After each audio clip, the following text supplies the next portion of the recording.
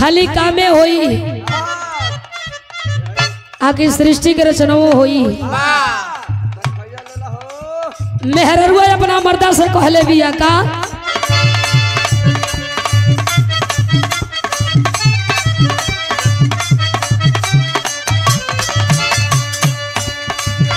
अरे रात भरी राजा जी तू काम करेला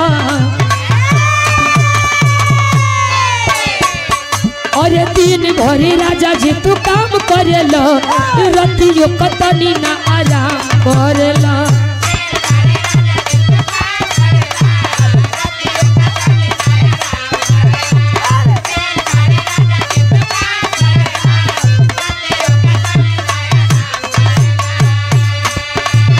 अरे दिन भरी राजा जी तू काम करेला रतियो कतनी ना आराम करेला।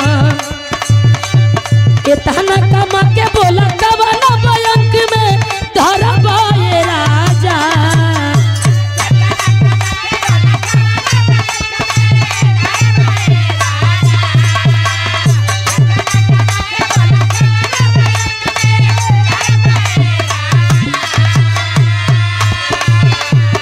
इतना कमा के बोला कवना बैंक में धरबा ये राजा।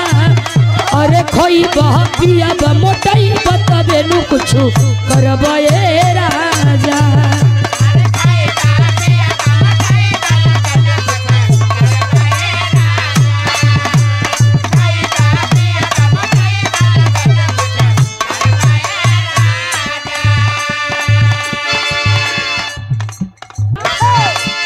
दिन भरी राजा जी तू काम करेला रतियो कतनी ना आराम करेला।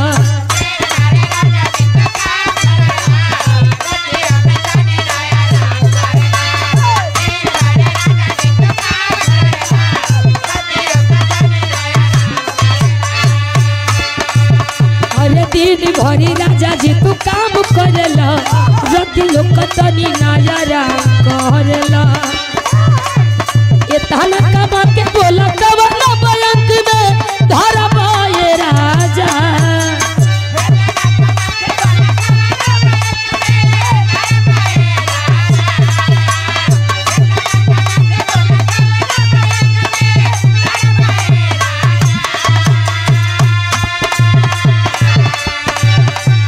इतना कमा के बोला कवना बैंक में धरबा ये राजा। अरे खोई पिया मोटाई बताबे नु कुछ करबा ये राजा।